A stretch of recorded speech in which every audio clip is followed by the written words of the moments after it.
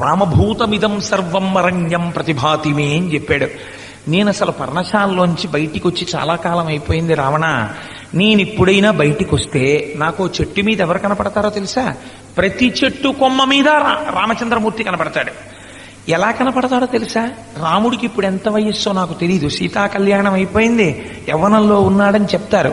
నాకెలా కనపడుతుంటాడో తెలుసా? అజాత వ్యంజన శ్రీమాన్ పద్మపత్ర నిభీక్షణ. ఆయన ఇంకా వచ్చిరాని మీసాలతో, ఇంకా మీసం కూడా రాలేదు, నూనూగు మీసాలతో ఉన్నటువంటి బాలకాండలో విశ్వామిత్రుడి యొక్క యాగరక్షణం చేస్తున్నటువంటి రాముడున్నాడే, ఏకవస్త్రధరో ధన్వీ శిఖీ కనకమాలయ, పిలక పెట్టుకుని ఇంకా బ్రహ్మచారిగా ఒక్క వస్త్రం కట్టుకున్న రాముడే నాకు ప్రతి చెట్టు కొమ్మ మీద, ప్రతి ఆకు మీద ధనస్సు పట్టుకుని కనపడతాడు.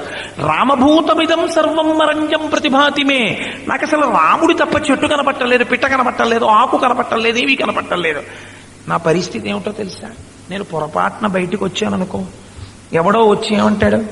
ఏదో మాట్లాడుతూ ఏమంటాడు? రకారాదీని నామాని ఏదో మాట అంటాడు. రత్నాని చ రథాశ్చైవ, రత్నం అందామని నా దగ్గరికి వచ్చి రా అంటాడు, నేను పారిపోతాను. అమ్మో మా అంటాడేమో తర్వాతని. రథం అందాం అనుకున్న రా అంటాడు, నేను పారిపోతాను. మా అంటాడేమోనని. రా అంటే నాకు భయం, తర్వాత మా అంటారేమో అని. రాముడు కొట్టిన దెబ్బలకి నాకంత భయం పట్టుకుందిరా. నాకు రాముడు తప్ప ఇంకోటి కనపట్టలేదు, నాకు రాముడే లోకమంతా కనపడుతున్నాడు అన్నాడు. అద్వైత సిద్ధిని పొందేశాడు మారీచుడు. లోకమంతా రామదర్శనం చేశాడు కాబట్టే రాముడెవరో చెప్పగలిగాడు. రాముడి అవకాశం ఇవ్వకపోతే మారీచుడు అటువంటి సిద్ధి పొందగలిగి ఉండేవాడా? రామపాత్రలోకి పరకాయ ప్రవేశం చేసేసి రాముడి కంఠం వచ్చేసి ఆఖరణ హా సీత, హా లక్ష్మణ అని రాముళ్ళు అరుస్తూ మరణించాడు. ఆఖరణ సీత అన్న నామం తనంత తాను సీతమ్మ పెట్టుకుంది తప్ప నేను పెట్టలేదన్నారు వాల్మీకి మహర్షి. అటువంటి నామం చెప్పుకున్న మారీచుడు ధన్యుడు కాడని మీరు అనగలరా? మీరు అనలేరు, నేను అనలేను. ఎవరి వల్ల దక్కింది అదృష్టం? రాముడు అవకాశం ఇవ్వబట్టి దక్కిందా లేదా? రాముడు బాధపడ్డాడు కదండి, వేరు కోణం. కానీ మారీచుడు సద్గతులు పొందాడా లేడా? పొంది తీరాడు.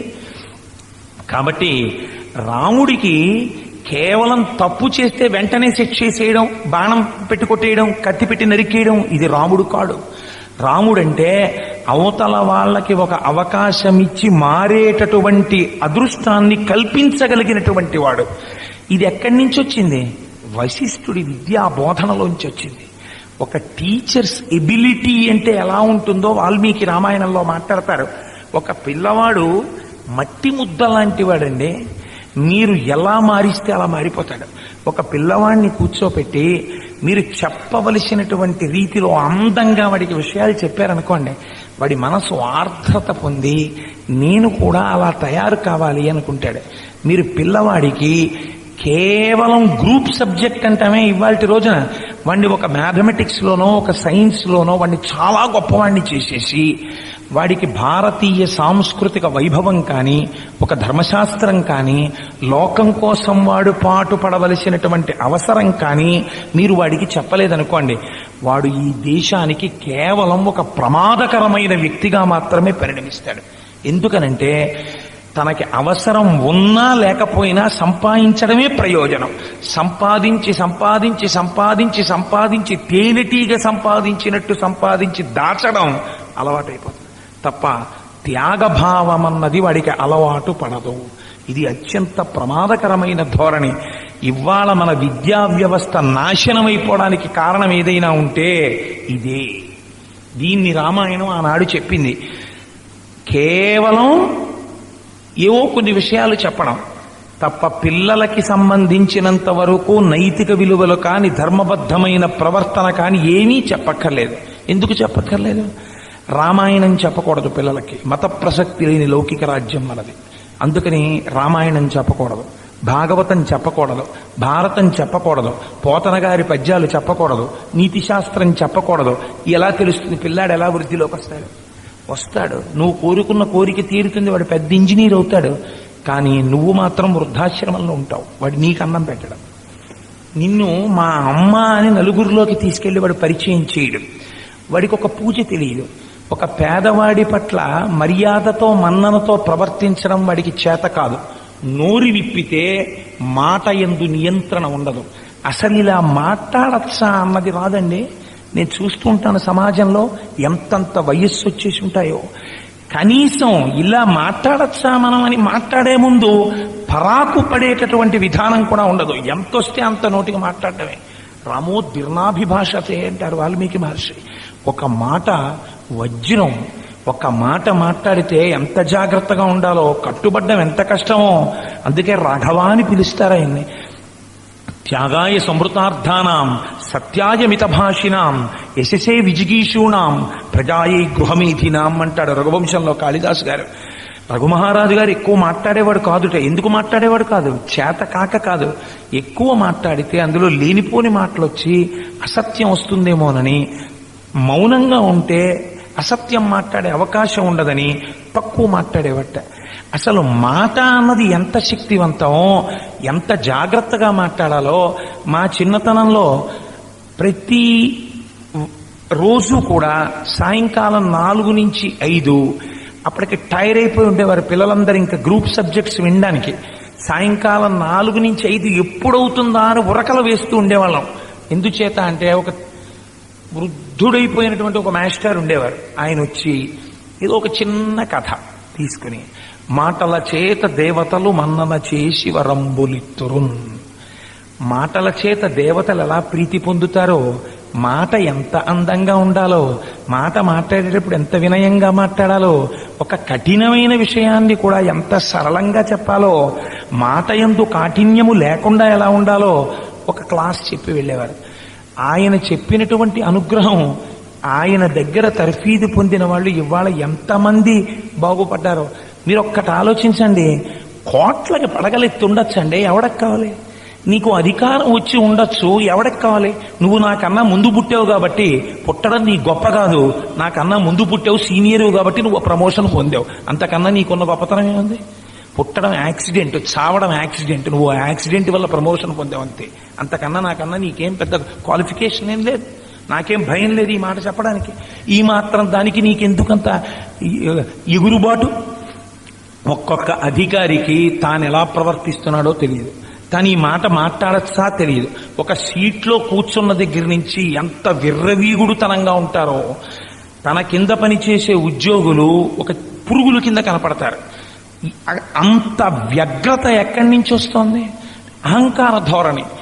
అదే అధికారంలో ఉన్నవాడు, సమాజమునందు బాధ్యత కలిగిన పదవులలో ఉన్నవాళ్ళు మాట చాలా సరళంగా మాట్లాడేటటువంటి విధానంలో ఉన్నారనుకోండి, నలుగురు వాళ్ళ దగ్గరికి వెళ్ళడానికి సంతోషం పొందుతారు. దానివల్ల వాళ్ళకి ఉత్తరక్షణ ప్రయోజనం ఏమీ లేకపోవచ్చు, కానీ ఆ మాట విని అంటారు, ఆయన దగ్గరికి వెళ్ళండి, 4 మాటలు ఆయనవి వింటే ఎంత సేద తీరామండి, ఎంత అందంగా మాట్లాడారండి, ఎంత చక్కగా మాట్లాడారండి. ఆ మాట మాట్లాడడం ఒక నేర్పరితనం. అలా మాట్లాడేటట్టుగా అభ్యాసం కలగడం, క్లాసులో పాఠం చెప్పేటటువంటి మాస్టర్ తీర్చిదిద్దవలసిన ప్రధానమైనటువంటి లక్షణం. ఇది లోకహితే రతాః. నీవు లోకమునందు అంతర్భాగం. లోకముతో నువ్వు ఎలా అనుసంధానం పొందాలి, లోకం గురించి ఎందుకు ఆలోచించాలి నేర్పాలి ఉపాధ్యాయుడు. ఇది వశిష్ఠుడు నేర్పాడు. సర్వే లోకహితే రతాః. లేనినాడు రాముడికి అసలు లోకం గురించి పట్టించుకోవలసిన అవసరం ఏమిటండి? సీతాపహరణం జరిగిన రోజునే లోకాలంతటినీ కాల్చవతల పారేయచ్చు రాముడే తలుచుకుంటే. కానీ రాముడు అలా చెయ్యలేదు. ఎందుకు చెయ్యలేదంటే ఆ నిగ్రహ శక్తి గురువు గారి దగ్గర నుంచి వచ్చింది. సర్వే లోకహితే రతాః సర్వే జ్ఞానోపసంపన్నాః సర్వే సముదితా గుణైః. ఆయన చాలా జ్ఞానము కలిగినటువంటి వాడు. ఆయన జ్ఞానం సామాన్యం కాదు. అవసరమైతే వేదాంత బోధ చేయగలడు రామచంద్రమూర్తి. అటువంటి రాముడు నడిచినప్పుడు అంటే ఆయన ప్రవర్తించినప్పుడు ఆ ప్రవర్తన యందు గుణములుగా ప్రకాశిస్తాయి. ఎలా ప్రకాశిస్తాయి? మీకు నేను ఒక ఉదాహరణ చెప్తాను. నేను ఇలా విమర్శించాను అని మీరు భావన చేయకండి. నేను మీకు ఒక ఉదాహరణ చెప్తాను. ఇవాల్టి రోజున పరిస్థితి ఎంత దారుణంగా ఉందంటే, ఒక మాస్టారు అనబడేటటువంటి వాడు, ఒక గురువు అనబడేటటువంటి వాడు హాస్యమాడడానికి కావలసినటువంటి వస్తువు. ఇవాల్టి రోజున మనం చూసే సినిమాలన్నీ అవే. మనం చూస్తున్న టీవీ ఎపిసోడ్స్ అన్నీ అవి. లేకపోతే ఒక నాయనమ్మ ఇంట్లో ఉందనుకోండి, నాయనమ్మని నాయనమ్మ అని పిలవడంలో ఉన్నటువంటి ప్రేమ, నాయనమ్మ అని పిలవడంలో ఉన్న గౌరవం, ఒసే ముసిలి అని పిలవడానికి తేడా ఉందా లేదా? మీరు ఆలోచించండి. ఇవాళ చాలా చోట్ల మన పిల్లలు నేర్చుకునేది ఏమిటంటే ముసలితనము అంటే ఛాదస్తము, పోతన గారి పద్యాలు ఛాదస్తము, శాస్త్రీయ సంగీతము ఛాదస్తము, శాస్త్రీయమైన నృత్యము ఛాదస్తము. ఎవరు నేర్పుతున్నారు ఇవన్నీ? మనమే నేర్పుకుంటున్నాం. విషపు పురుగుల కింద మనమే తయారు చేసుకుంటున్నాం. పావుల కింద మనం తయారు చేసుకుంటున్నాం. భద్రతని కోరుకుంటున్నాం. ఎక్కడి నుంచి వస్తుంది భద్రతని రమ్మంటే? ఇవాళ మన భారతీయ నృత్య శాస్త్ర వైభవాన్ని, మన పోతన గారి వైభవాన్ని, మన వాల్మీకి వైభవాన్ని, మన రామాయణ వైభవాన్ని మనం ఎక్కడ మాట్లాడుతున్నాం? ఇళ్లలో మనం మాట్లాడాం. మన పిల్లలకి ఆ వైభవం ఎలా అందుతుంది? ఎక్కడి నుంచి వస్తుంది వాళ్ళకి నడుబడి రమ్మంటే? పిల్లలకి ఇది అలవాటైపోయి నేను చదువుకున్న రోజులకి నా పిల్లల చదువుకున్న రోజులకి ఎంత వ్యత్యాసం కనపడుతోందంటే, మేము చదువుకున్న రోజుల్లో మాస్టారు గారిని ఎన్నడూ ఏకవచన ప్రయోగం ఇంట్లో చేసి కూడా నేను ఎరగను. నేను చదువుకున్న రోజుల్లో ఎప్పుడు మాట్లాడినా సూర్యప్రకాష్ శాస్త్రి గారు మాకు సోషల్ చెప్పారు, లేకపోతే నరసింహశాస్త్రి గారు మాకు తెలుగు చెప్పారు అండం తప్ప, నరసింహశాస్త్రి తెలుగు చెప్పాడు అన్న మాట ఇంట్లో వింటే లెంపలు పగిలిపోయేవి. ఏమిటా మాట? నరసింహశాస్త్రి తెలుగు చెప్పాడా నీకు? అదే మాట్లాడే విధానం అని. ఇవాళ అసలు చాలా మంది పిల్లలు నేను వాళ్ళు బహువచనంలో గౌరవించి గురువుల్ని మాట్లాడడం అన్నది నేను చూడలేదు. చాలా చోట్ల కాదు అని మీరు గుండెల మీద చెయ్యేసుకు చెప్పండి. చాలా చోట్ల పరిస్థితి అదే. టీచర్లందరినీ ఏకవచన ప్రయోగం. ఇంట్లో ఉన్న నాయనమ్మని, ఇంట్లో ఉన్న అమ్మమ్మని, ఇంట్లో ఉన్న తాతగారిని ముసిలి అని మాట్లాడడం, వాళ్లతో పనికి మాలినటువంటి మాటలు మాట్లాడడం. వాళ్ళు ఎందుకు పనికొస్తారంటే ఇవాళ ప్రేమించేటటువంటి విధానాలు చెప్పే టీచర్లుగా ఇంట్లో ఉన్న నాయనమ్మల్ని అమ్మమ్మల్ని చూపిస్తున్నారు. ఒకనాడు నా తాతగారి ఒడి సంస్కారం నేర్పిన బడి, తాతగారితో పాటు మంచం మీద పడుకోవడం ఒక సంస్కృతిని నేర్పిన పాఠశాల. ఇవాళ అటువంటి తాతలు కరువైపోతున్నారు, అటువంటి మనవలు కరువైపోతున్నారు. ఇంకా ఇంకొక తరం, 2 తరాలు దాటేటప్పటికీ జాతి పరిస్థితి ఎంత దారుణంగా ఉంటుందో మీరు ఆలోచించండి. ఒక శ్లోకం చెప్పడంలో రామాయణంలో మహర్షి ఎంత బాధపడ్డారో మీరు ఆలోచించండి. Technical advancement without restraint is disastrous. Yes, నేను అన్నానంటే అందులో దోషమే ఉందండి. మీకు సాంకేతికంగా శాస్త్రపరంగా ఎంత పురోభివృద్ధి రానివ్వండి, దానితో పాటుగా మనిషికి నడువడి లేనప్పుడు మీ జీవితము ప్రమాదపు టంచుల మీద ఉన్నది. మీరు ఎక్కడ ఉండైనా మీ వాళ్లతో మాట్లాడగలరు. ఒక సెల్ ఫోన్, మోటార్ సైకిల్ మీద వెడుతూ తెగిపోయిన కోడి మెడకాయలా ఇలా పెట్టుకుని డ్రైవ్ చేస్తున్నావు. అది ఇప్పుడు ఉపయోగమా ప్రమాదమా? ప్రమాదమే.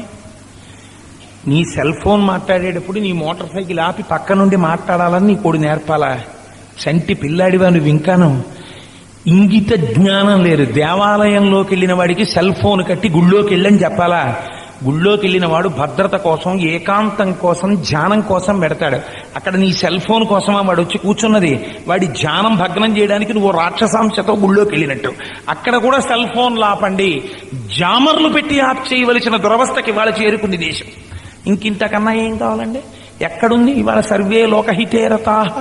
నేను ప్రతిరోజు ఒక దేవాలయంలో దర్శనానికి వెడుతుంటాను. నేను మొన్నటి రోజున దేవాలయంలో దర్శనానికి వెడితే ఆశ్చర్యపోయాయి. ఇవాళ దేవాలయాల్లో పరిస్థితి ఎలా ఉందో తెలుసా అండి? లోపల అరటి పండిస్తే అక్కడే కూర్చుని ప్రసాదం తీసుకోవడం దోషం కాదు. ప్రసాదం తీసేసుకుని తొక్క అక్కడే పడేసి వెళ్ళిపోతారు. ఒక ముసలి ఆయన ప్రదక్షిణం చేసుకోవడానికి వచ్చి ఆలయం యొక్క శిఖరం చూస్తూ అడుగు వేసి జారి పడిపోయి ఏ నడుమో దెబ్బతిని 6 నెలలు మంచాన ఉన్నాడనుకోండి, నీ ప్రవర్తన దానికి బాధ్యత కాదా? సర్వే లోకహితే రతాః. ఎంత గొప్ప మాట అండి! అడుగు తీసి అడుగు వేస్తే నీ గురించి చూసుకోవడం కాదురా, నీ సౌఖ్యం చూసుకోవడం కాదు, లోకం గురించి ఏమైనా చూశావా? మిగిలిన వాళ్ళ గురించి నువ్వు ఆలోచించావా? ఈ సిద్ధాంతాన్ని నేర్పారు వశిష్ఠ మహర్షి. నువ్వు గొప్పవాడివి అని ఎప్పుడు అనిపించుకుంటావో తెలుసా? నీ తల్లికి నమస్కారం చెయ్యి, నీ తండ్రికి నమస్కారం చెయ్యి. స్నాతకం చేస్తే ఏం చెప్తామండి? మాతృదేవోభవ, పితృదేవోభవ, ఆచార్య దేవోభవ, ఇవి నేర్పుతాం. ఒకరికి దానం ఇచ్చేటప్పుడు చాలా శ్రద్ధయా దేయం అశ్రద్ధయా విధేయం అని ఇన్ని విషయాలని చెప్పి గురువు స్నాతకం చేస్తాడు. సర్వే వేద విదశూరాహ, ఈ విషయాలన్నీ నేర్పాడు మహానుభావుడు వశిష్ఠుడు. ఎలా నేర్పాడు? రక్తంలో జీర్ణమైపోయేటట్టుగా లేపాడు. లోకహితే రతాః సర్వే జ్ఞానోపసంపన్నాః సర్వే సముదితా గుణైః. ఇప్పుడు అంటున్నారు మహర్షి, రాముడి యందు గుణములు నువ్వు చూసినప్పుడు ఇవి ఎక్కడి నుంచి వచ్చాయని గుర్తుపట్టాలో తెలుసా? ఇంత జ్ఞానంతో ఆయన నడుస్తుంటే ఒక్కొక్క గుణం నీకు కనపడి నీకు ఆనందం కలిగితే ఇవి వశిష్ఠ మహర్షి బోధలోంచి వచ్చాయని గుర్తుపట్టు. రామో దీర్ణాభిభాషలే, 2 మాటలాడడం రాముడికి రాదు. అసత్యం గురించి నేర్పాడు వశిష్ఠ మహర్షి, అసత్యం ఆడకని నేర్పాడు. అందుకే 2 మాటలు మాట్లాడటం. త్యాగమయంగా బ్రతుకు గురువు నేర్పాడు, అలవాటైంది. ప్రాణమే పోయినా ధర్మాన్ని వదలకు నేర్పాడు, అందుకే ధర్మాన్ని పట్టుకున్నాడు. ఇవి నువ్వు కథ కింద విని సంతోషపడిపోవడానికి కాదురా అబ్బాయి, ఇవి చూసినప్పుడల్లా గురువుని స్మరించు. ఆ గురువు ఎంత గొప్పగా నేర్పాడో నువ్వు ఆలోచించు. ఇది వశిష్ఠ మహర్షికి పౌర సన్మానాలు చేయమని చెప్పలేదు. సమాజంలో గురువుల పాత్ర, గురువుల బాధ్యత రామాయణం ఎత్తి చూపించింది. గురువు అన్నవాడు ఎంత చెక్కగలడో చూపించింది. మీకు నేను ఒక ఉదాహరణ చూపిస్తాను. విషయాలన్నింటినీ ఇంత అందంగా ఇంత సమగ్రంగా వశిష్ఠ మహర్షి బోధ చేశారు. బోధ చేస్తే రామలక్ష్మణ భరత శత్రుఘ్నులు నలుగురికి బోధ చేశారు. కానీ ఎప్పుడూ రాముడి పక్కన ఉండేవాడెవరు? లక్ష్మణుడు మాత్రమే ఉంటాడు. భరత శత్రుఘ్నుడు రాముడి పక్కన ఉండరు. శత్రుఘ్నుడు ఎవరి పక్కన ఉంటాడు? ఎప్పుడూ భరతుడు పక్కన ఉంటాడు. అదేమిటది విచిత్రం? ఏం రాముడి పక్కన ఎప్పుడైనా భరతుడు ఉండకూడదా? రాముడి పక్కన ఎప్పుడైనా శత్రుఘ్నుడు ఉండకూడదా? రాముడి పక్కన ఎప్పుడూ లక్ష్మణుడే ఎందుకు కనపడాలి? అంటే రామాయణంలో ఇది మీరు కొంచెం పరిశీలించవలసినటువంటి విషయం. రాముడు ధర్మమైతే లక్ష్మణుడు శ్రద్ధ. బాగా జ్ఞాపకం పెట్టుకోండి. ధర్మము ఎప్పుడూ కూడా నడువడి ప్రధానమై ఉంటుంది. ధర్మము తెలుసుకోవడం కాదు. నాకు సంధ్యావందనం చెయ్యాలని తెలుసు, కానీ నేను చెయ్యను. ఇప్పుడు నేను ధర్మమును పాటిస్తున్నట్ట, ధర్మమును పాటించనట్ట? తెలుసుకోవడం వేరు, నువ్వు ఆచరణాత్మకంగా ఉండడం వేరు. నువ్వు ఆచరణలో ఉండు, నువ్వు ధర్మాత్ముడివి. నీకు తెలుసు నువ్వు ఆచరణలో ఉండవు, నువ్వు రావణాసురుడివి, నువ్వు రాముడివి కావు. ఈ మాట నేను చెప్పట్లేదు, మహాప్రభు సీతమ్మ చెప్పింది. ఇహ సంతో నవాసంతి సతోవాన్ అనువర్తసే తథాహి విపరీతాతే బుద్ధి ఆచారవర్జిత అని అడిగింది. రావణ, నీకిక్కడ చెప్పేవాళ్ళు లేరా? చెప్పినా వినవా? నీకు తెలియదా? నిన్ను చూస్తే నీకన్నీ తెలిసినట్టు తెలుస్తోంది. అన్నీ తెలిసుండి కూడా నువ్వు ఇలా నడువడితో ఉన్నావంటే తెలిసున్న విషయాన్ని నువ్వు ఆచరణలో పెట్టవు. దీనివల్ల ఏమవుతుందో తెలుసా? తెలియనివాడు తెలియక పాటించకపోతే ప్రమాదం లేదు. అన్నీ తెలుసున్నవాడు తెలుసున్న విషయాన్ని పాటించకపోతే నిన్ను నమ్మిన వాళ్ళు, నీ రాజ్యం అందరూ నశించిపోతారు. ఇది జరగబోతోందని చెప్పింది. ఎంత ప్రమాదం చూడండి. కాబట్టి తెలుసున్నవాడు తెలుసున్న విషయాన్ని ఆచరణలోకి తేకపోతే ఆ మనుష్య జన్మ వ్యర్థం. ఇంకా దానివల్ల ప్రయోజనం ఏముంది? ఇది రావణ పాత్ర.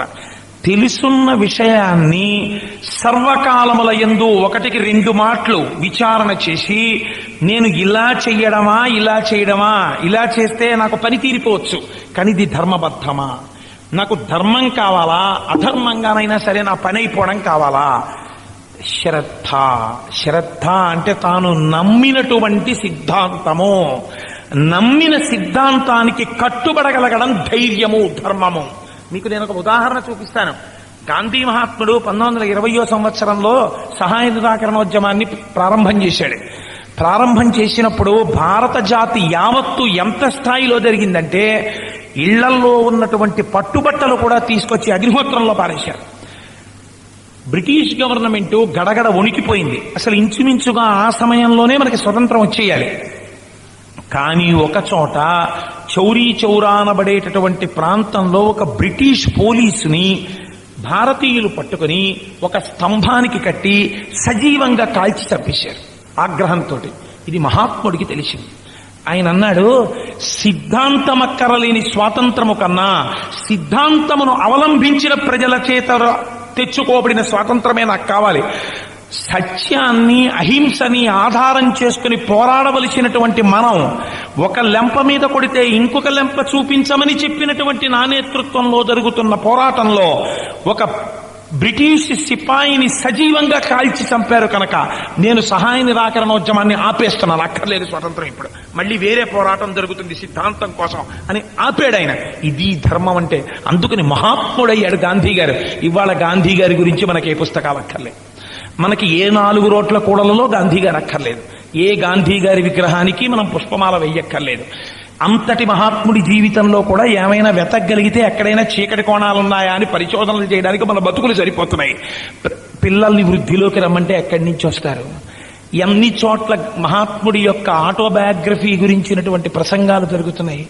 ఎన్ని చోట్ల మహాత్ముల్ని పిలిచి మా కాలేజీలో ఉన్న పిల్లలకి సిరీస్ గా ఒక 6 వారాలు మహాత్ముడి ఆటోబయోగ్రఫీ మీద ప్రసంగాలు చెయ్యండి అని అడిగినటువంటి విద్యాలయాలు ఉన్నాయి. పశువుల శాలల విద్యాశాలలు ఉన్నాయేమో, విద్యాలయాలు లేవు. పిల్లలకి రమ్మంటే సాంస్కృతిక వైభవం ఎక్కడి నుంచి వస్తుంది? పిల్లలకి శీలం రమ్మంటే ఎక్కడి నుంచి వస్తుంది? కాబట్టి సర్వే వేద విద శూరాహ, ఆ ధర్మాచరణమునందు శ్రద్ధ ఉండాలి. ఈ శ్రద్ధ లక్ష్మణుడు. అందుకే రాముడు ఎప్పుడైనా కించిత్ వైక్లభ్యాన్ని పొందాడు అనుకోండి, వెంటనే లక్ష్మణుడు జ్ఞాపకం చేస్తాడు, అన్నయ్య నువ్వు ఈ పని చెయ్యొచ్చా? నీ వంటి మహాత్ముడే ఇలా ప్రవర్తిస్తే, నీ వంటి మహాత్ముడే ఆ కీర్తిని పోగొట్టుకుంటే ఇంకా లోకంలో నడువడు ఎక్కడుంటుందన్నయ్య? ధర్మం ఎక్కడుంటుంది? అందుకని వద్దన్నయ్య అలా ప్రవర్తించద్దంటాడు. అనగానే రాముడు సర్దుకుంటాడు. సర్దుకుని తానలా ప్రవర్తించాడు. ఒక్కొక్కసారి లక్ష్మణుడు ప్రవర్తిస్తాడు, రాముడు సర్దుతాడు. ధర్మము శ్రద్ధ, ధర్మము శ్రద్ధ నిరంతరం లోపల జరుగుతూ ఉండాలి. అది ఒక పెద్ద అశిధారా వ్రతం కింద నడుస్తూ ఉండాలి. ఎందుకని మనస్సు ఎప్పటికప్పుడే ఒక దగ్గర త్రోవ చూపిస్తుంది. కాసేపు కళ్ళు మూసుకుంటే అయిపోతుంది, ఎందుకు ఇదంతా అంటుంది. అలా నేను కళ్ళు మూసుకోను, అలాంటి తప్పుడు పని నేను చెయ్యను అని అనగలగడానికి నీకు పక్కన లక్ష్మణుడు ఉండాలి. ఎప్పుడైనా లక్ష్మణుడు దారి తప్పితే రాముడు ఉండాలి. ధర్మము శ్రద్ధ, ధర్మము శ్రద్ధ రెండు ఎప్పుడు ఒకదాన్నొకటి ప్రశ్న వేసుకుంటూ మనుష్య జీవితం నడవాలి. ఇలా నడవడమే రామాయణం అంతటా మీకు కనపడుతుంది. ఇదే రాముణ్ణి ధర్మమూర్తిగా తీసుకెళ్లి నిలబెట్టేసింది. మీరు చూడండి, ధర్మం అనగానేమి అని మీకు ఆలోచన రావచ్చు. ధర్మము అసలు భంగపాటు ఎందుకు పొందుతుందో తెలుసా అండి? దుస్తర్కాస్తు విరమ్యతాం అంటారు శంకర భగవత్పాదులు. ధర్మాన్ని మీకు కావలసినటువంటి రీతిలో మీరు మార్చేసుకుని చూపించవచ్చు ప్రమాణాన్ని. ఇప్పుడు ఒక పని చెయ్యాలి, ఆ పని చెయ్యలేదు, చేయకపోతే తెల్లవారుజామున లేచి సంధ్యావందనం చెయ్యి. తెల్లవారుజామున లేచి సంధ్యావందనం చెయ్యాలి అని నిజంగా నువ్వు అనుకుంటే నువ్వు లేచి సంధ్యావందనం చేయాలి. పర్వాలేదు, ప్రాయశ్చిత్తార్ఘ్యపూర్వక సంధ్యావందనం కరిష్యే అని నేను అనుకోగలను అని మీరు అనుకుంటే మీరు ఎన్ని కారణాలైనా చూపించవచ్చు. నిన్న రాత్రంతా టైర్ అయిపోయాను కదండి, ఉపన్యాసం చెప్పి వచ్చాను కదా, మళ్ళీ 4:30కో 5కో లేచి మళ్ళీ సంధ్యావందనం అంటే ఎక్కడ లేవగలను కాబట్టి 6:30కి లేచాను. మీకు ఇక్కడ సిద్ధంగా ఉంటాయి, ఎన్ని కారణాలైనా ఉంటాయి. మీరు చేసిన తప్పుని సమర్థించుకోవడానికి కారణాల కోసం మీరు ఏ పుస్తకం చదవక్కర్లేదు.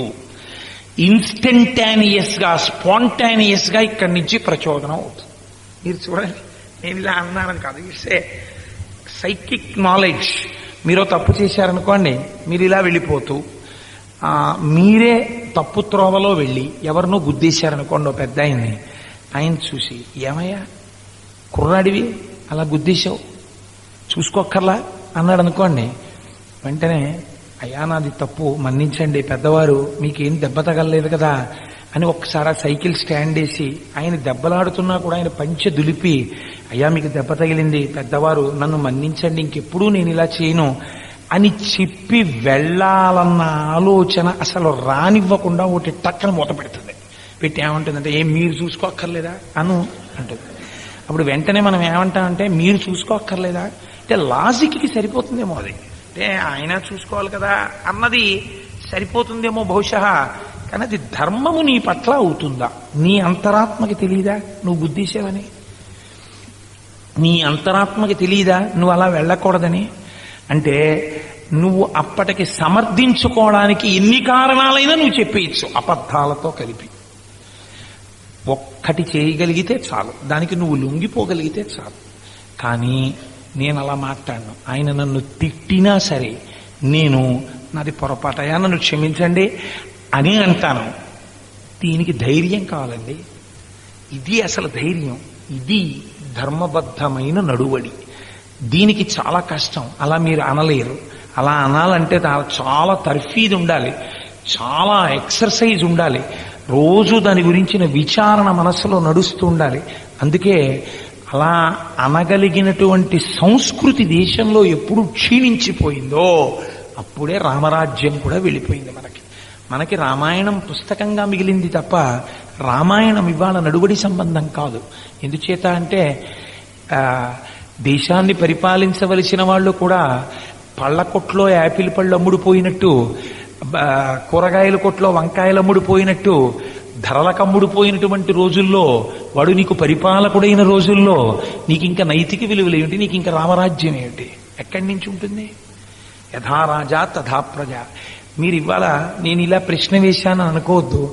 మీరు తెల్లవారు లేచి పేపర్ చదివితే నాయకులన్న వాళ్ళు చేసిన ప్రసంగాల్లో అబ్బా ఇది నా కొడుకు ఒక్కసారి చదివితే బాగుండని మీరు పట్టుకెళ్ళి ఆ పేపర్ మీ అబ్బాయికి ఇచ్చి ఫలానా వారు చేసిన ప్రసంగం ఒక్కసారి చదువు అని మీరు చూపించగలిగినటువంటి ప్రసంగం నెల్లాళ్ళు మీరు కొన్న పేపర్లో ఒక్క నాయకుడు చేసిన ప్రసంగం అటువంటిది ఒక్కటి నాకు చూపించండి.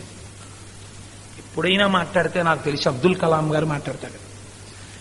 ఈ దేశంలో పెరిగిపోతున్నటువంటి గుర్రపు డెక్క మొక్కలోంచి శాస్త్రజ్ఞులు పెట్రోల్ తీయడం నేర్చుకుంటే మన దేశం ఉత్తర క్షణం గ్లోబ్లో అగ్రరాజ్యం కాగలదు. శాస్త్రజ్ఞులటి వైపు దృష్టి పెట్టండి అని గొప్ప గొప్ప మాటలు. నిజంగా ఇవాళ దేశం కోసం ఎలా పాటుపడాలో, ఎలా పరిశోధనలు చెయ్యాలో ఒక ఋషిలా మాట్లాడగలిగినటువంటి మహాపురుషులు, అటువంటి ప్రసంగాలు చేసేవాళ్ళు. ఏమి ప్రసంగం అని మీరు చదివి ఆ ప్రసంగ పాఠాన్ని, ఏమంటే ఆ ప్రసంగం చదివారా అని మీరు పేపర్ కటింగ్ తీసుకుని మీరు ఆల్బంలో పెట్టుకోగలిగినంత గొప్ప ప్రసంగాలు ఇవాళ దేశంలో ఎంతమంది నాయకులు చేస్తున్నారు. లేనప్పుడు మీ దేశ ప్రజలు అంత గొప్పగా ఎలా ఉంటారని మీరు భావిస్తున్నారు? రోజు మీరు కొంచెం కొంచెం ఎక్కించుకుంటున్న ఇంజక్షనే పేపరు. ఒక్కడు నిజం చెప్పేవాడు లేడు, ఒక్కడు సత్యం మాట్లాడేవాడు లేడు. తెల్లవారు లేస్తే వాడిని వీడు తిట్టుకోను, వీడు వాడిని తిట్టుకోను. ఇంకెక్కడి నుంచి వస్తుందండి ఉండమంటే? అలా పెంచలేదు దశరథుడు, అలా నేర్పలేదు మహానుభావుడు వశిష్ఠుడు. సర్వే లోకహితే రతాః సర్వే జ్ఞానోపసంపన్నాః సర్వే సముదితా గుణైః. అవి గుణములుగా భాషించాయా అన్నారు. గుణములుగా ఎలా భాషిస్తాయండి? ఒక లాల్ బహదూర్ శాస్త్రి గారు గంగానది దాటడానికి పైకం లేకపోతే పుస్తకాల్ని వీపు మీద కట్టుకుని గంగానదిని ఈది అవతల ఒడ్డుకు చేరి చదువుకున్నాడు. అద్భుతం. ఒక లాల్ బహదూర్ శాస్త్రి గారు ప్రైమ్ మినిస్టర్గా ఉండగా తన పిల్లల్ని స్కూల్కి తీసుకెళ్ళడానికి ఆఫీస్ కార్ని పెడితే అది ప్రైమ్ మినిస్టర్గా నేను వాడుకోవడానికే తప్ప నా పిల్లల్ని స్కూల్కి తీసుకెళ్ళడానికి కాదు, వాళ్ళు నడిచి వెళ్ళవలసిందే అని పిల్లల్ని నడిచి స్కూల్కి పంపాడు. ఏది అలాంటి నాయకుడేది? అలాంటి ప్రవర్తన ఏది? అటువంటి రిపోర్టింగ్ ఏది? అలాంటి మర్యాద ఏది? అటువంటి గుణం ఏది ఎక్కడ కనపడుతోంది మీకు? ఏం చూపించి మీరు మీ పిల్లల్ని తయారు చేస్తారు? చూపించగలిగిన రామాయణం ఉండి మనం ఏం నేర్పాం కనుక ఇది నేర్పడం ఎక్కడి నుంచైనా సరే తీసుకొచ్చి చూపించగలిగిన సమర్థత ఎవరికి ఉన్నది? పిల్లవాడు మంచి ఉత్సాహంగా ఉన్న టైంలో నోటి మీద వేలేసుకుని వినేది ఎవరి దగ్గరో